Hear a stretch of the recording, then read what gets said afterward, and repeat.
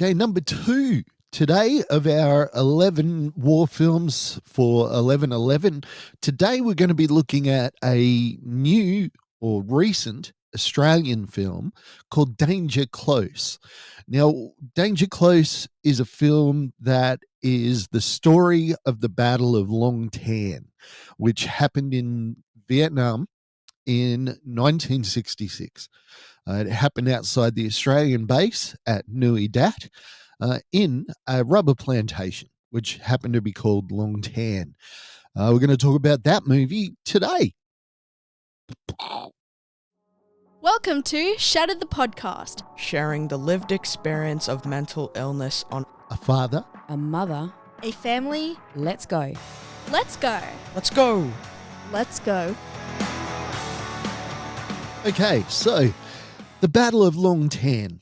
In short, an Australian unit was patrolling. They were trying to figure out where some VC had fired at them the night before with mortars. And the unit was caught outside of the base in a rubber plantation called Long Tan. We don't exactly know what the Vietnamese were up to, whether they were planning to attack the Australian base, whether they were just moving past, because the Vietnamese have never been forthcoming. In Vietnam, they still celebrate the fact that they won the Battle of Long Tan. In essence, it came down to just a few blokes fighting off hundreds of Vietnamese. It was not Australia's longest battle, but it was a significant one. It was our first major engagement. The small unit of Australians held off the VC, and the VC pulled out. Hard to see why the Vietnamese called that a victory, but propaganda is propaganda, I guess. Okay, so the film itself does not deal that much with mental illness. Talks a little bit about the stress of battle, that sort of thing, but it doesn't really go into any of the kind of the mental illness space. But why do I want to talk about this film? Well, first off, not only is it a great film, it's a really good film. There's only one part that I didn't like, and it was a soldier attacking his CO during a battle. He was just upset, thought that the officer was callous. The young man in question is based on a real character, and I have no information that supports the fact that that confrontation actually happened. Yeah, it's a movie, so that's the way it goes. For me, the battle is very personal in that my grandfather was present. He was in the base at Nui Dat. He was with 105 Field Battery Headquarters. He was a senior NCO. And part of his job that day was to do the ground defense, because the Australians, all they knew was that they were being attacked by at least hundreds of Viet Cong. They did not know if they were coming to the base. They did not know if the men out in the rubber plantation were all going to be killed. It was the sort of thing where they just didn't know what was going on. Now, the night before the Battle of Long Tan, there was an episode of mortar attack. And my grandfather, when he woke up the next morning after the mortar attack had finished, everybody went back to bed. He woke up the next morning and he found a mortar unexploded bomb right beside his tent.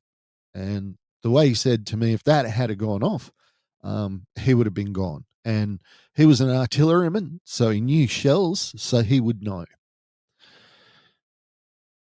Together with that and other experiences in Vietnam, I believe that my grandfather was undiagnosed PTSD.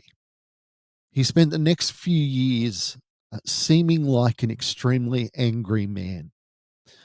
He drank, I guess you could call it self-medicating. And basically, his interpersonal relationships suffered. I don't think his son ever got past some of the incidents that happened. And I know that it had an effect on my family, on my mum, and our relationships and that sort of thing. It's sad that it took us till after he was passed away for us to recognize how much he was suffering. My mum said she wished she could have just told my grandma that it wasn't her fault, because nobody could understand why my grandma stood by him.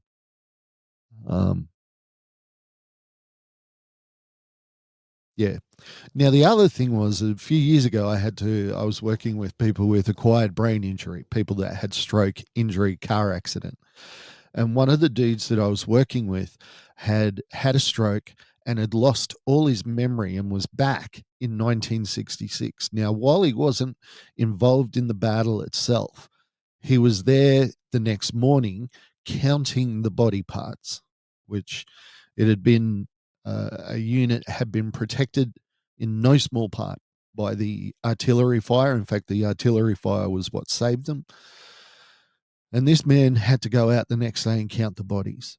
Well, his PTSD was basically built around that incident, that thought that they could be attacked at any moment. And here he is going through body parts, trying to count arms, legs, hands, trying to figure out how many VC there were.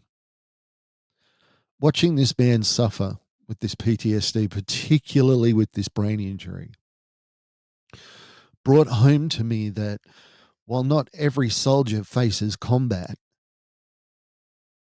if you're in a combat zone, you are going to face danger.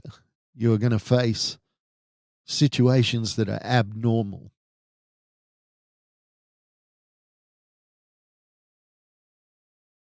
Many soldiers come back from the war and will try to explain away their PTSD or try and diminish it. I don't deserve to have PTSD because my mate lost both his legs and I didn't. I wasn't there every day in the front line. But the thing is, we don't know what is going to affect a person. Maybe it's dealing with prisoners, seeing the cruelty, the the natural aversion to treating people like prisoners. It seems like cruelty. It seems horrific, but it's war. Being out on patrol, I didn't get blown up by an IED. Maybe you're in a van that drove over a place where you thought there was going to be an IED. I know of veterans that come home that will not drive over black spots on the tarmac because they think, oh, it's a change in the pattern on the road, so maybe it's an IED. The thing of it is we don't know what and who is going to get PTSD, and we don't know to what extent each person will get it. The fact of the matter is that you can't compare. Your pain is your pain. Your pain is real. You served your country. Now let us serve you by helping you to live with your mental illness and to let you know that there is hope. Your life is not over. There is so much more for you to enjoy and experience, even with PTSD. Hey, this has been number 2 at our movie reviews. Check us out tomorrow. We got another one. It's a good one. I will talk to you soon. Bye for now. Thank you for listening to Shattered the podcast. I'd like to thank our producer, Meredith Brosnan, our executive producer, Torian Lau, and the band Adelaide for allowing us to use their song as our theme. Go to shatteredthepodcast.com for more information.